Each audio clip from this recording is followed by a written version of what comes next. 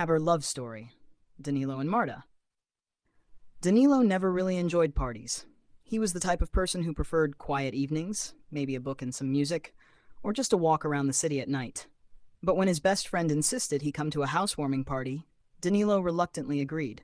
He told himself it would just be for an hour, two at most. The house was already alive with music and laughter when he arrived. People he barely knew were talking loudly over each other, holding drinks, moving between the kitchen and the living room. Danilo felt slightly out of place, but then he noticed her. Marta. She was standing near the window, away from the crowded circle, laughing at something a friend had said. There was a calmness about her, even in the noise of the room. She wasn't trying to be the center of attention, but somehow she drew his eyes immediately. Danilo gathered some courage and approached her. "Hey," he said, offering a shy smile. "Do you also feel like this party's a bit too loud?" Marta laughed softly. "Finally, someone who thinks the same. I was beginning to think I was the only one here wishing for some quiet." That first conversation lasted longer than Danilo expected. They talked about music, about books, about how both of them didn't usually go to parties, but somehow always got dragged into them by friends. The noise of the party faded into the background, as if the rest of the room no longer mattered. From that night on, things between them grew naturally. They started meeting for coffee, then long walks through the city streets. Marta had this way of noticing details, sunlight bouncing off the windows, the scent of flowers in a passing garden, that made Danilo slow down and appreciate life more. He, in turn, showed her parts of the city she had never paid attention to before: hidden courtyards, quiet bookstores, cozy cafes. Their relationship wasn't without challenges. Marta was spontaneous, often making last-minute plans and chasing after new ideas. Danilo was careful, thoughtful, preferring stability. At times, their differences caused tension. But instead of pushing them apart, these contrasts slowly taught them balance. Marta brought lightness into Danilo's life, reminding him to take chances and not overthink. Danilo gave Marta grounding, reminding her that some things, like deep connections, were worth patience and care. Months turned into years. They celebrated small victories together, comforted each other in struggles, and slowly wove their lives into something shared. When friends asked how they had met, Danilo would always grin and say, "At a party I didn't even want to go to." Marta would add, "Best decision he ever made." A year later, things between Danilo and Marta had shifted in small but important ways.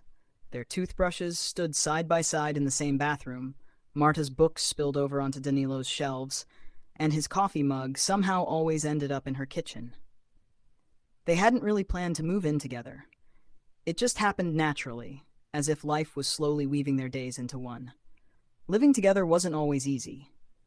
Marta liked to play music while she cooked, loud enough for the neighbors to hear, while Danilo preferred quiet evenings. Danilo organized everything neatly, while Marta left trails of clothes, notebooks, and sketches across the apartment. Sometimes they clashed, but even their arguments ended with laughter. One evening after a long day, they found themselves sitting on the couch, surrounded by pizza boxes and half-watched movies. Marta leaned against him and said, "You know what I love? That we can be boring together. No big plans, no parties, just us, and it's still perfect." Danilo smiled, brushing a strand of hair from her face. "I was just thinking the same thing." But deep down, Danilo had started thinking about something bigger. He had never imagined himself as the type to plan proposals or dream of weddings, yet with Marta, everything felt different.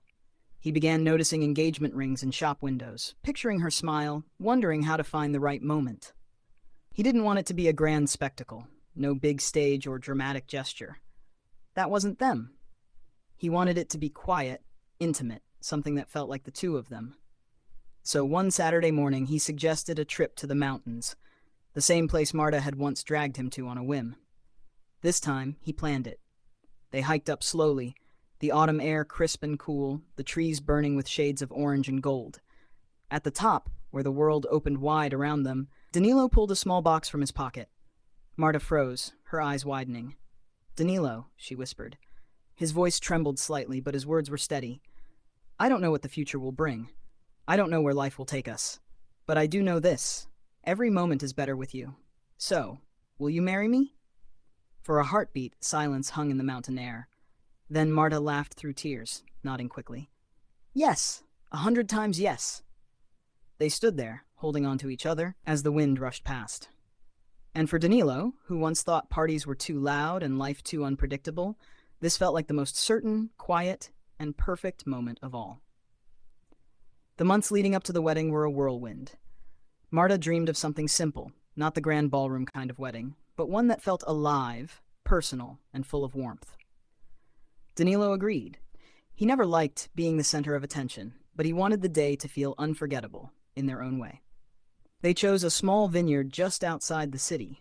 It was autumn again, the air crisp, the vines heavy with grapes.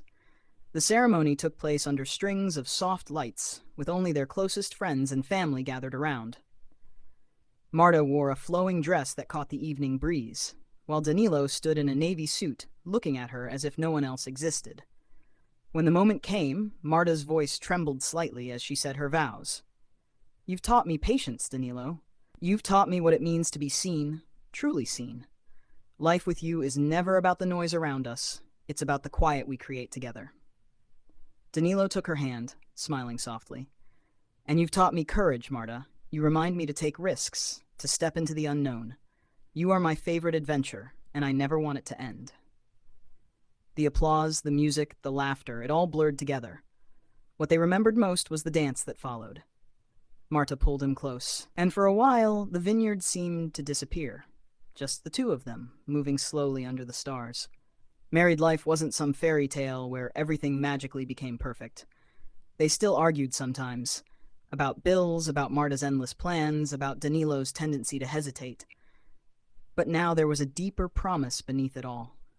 A quiet certainty that no fight was stronger than what held them together. They built a home filled with mismatched furniture, books piled in every corner, and plants Marta insisted on buying, even though Danilo claimed he couldn't keep them alive. On weekends, they cooked breakfast together, danced in the kitchen, and sometimes argued about which playlist to put on, her upbeat mixes or his calm jazz.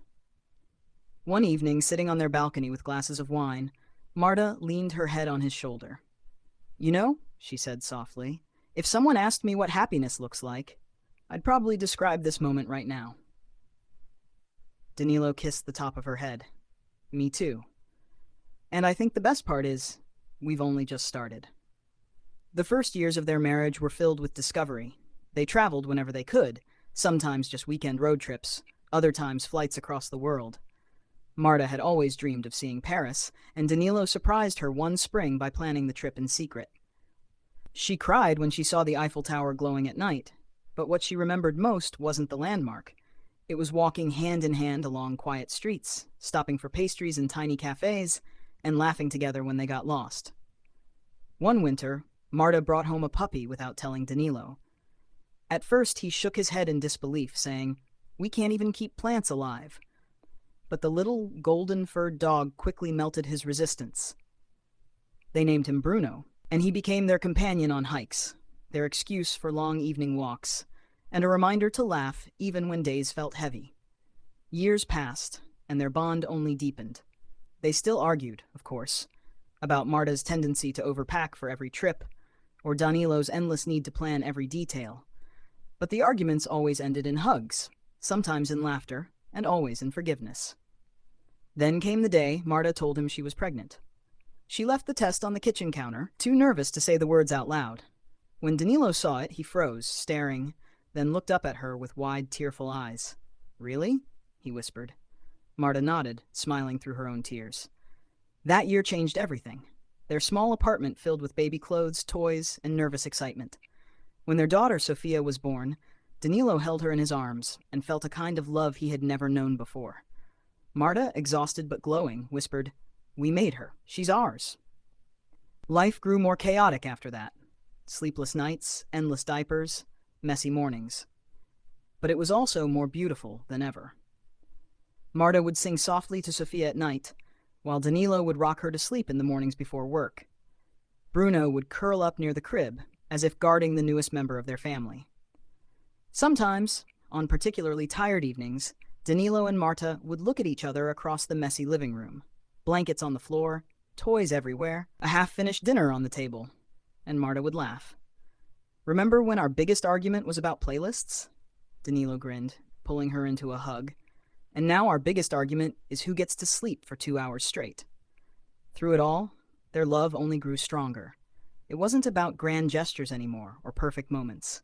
It was about building a life, a loud, messy, unpredictable, wonderful life, together. And as the years went by, Danilo often thought back to that one night at the party when he almost didn't go. He realized that every adventure, every memory, every joy he now carried began with that single decision. Marta was right all along. Sometimes the best things happen when you least expect them.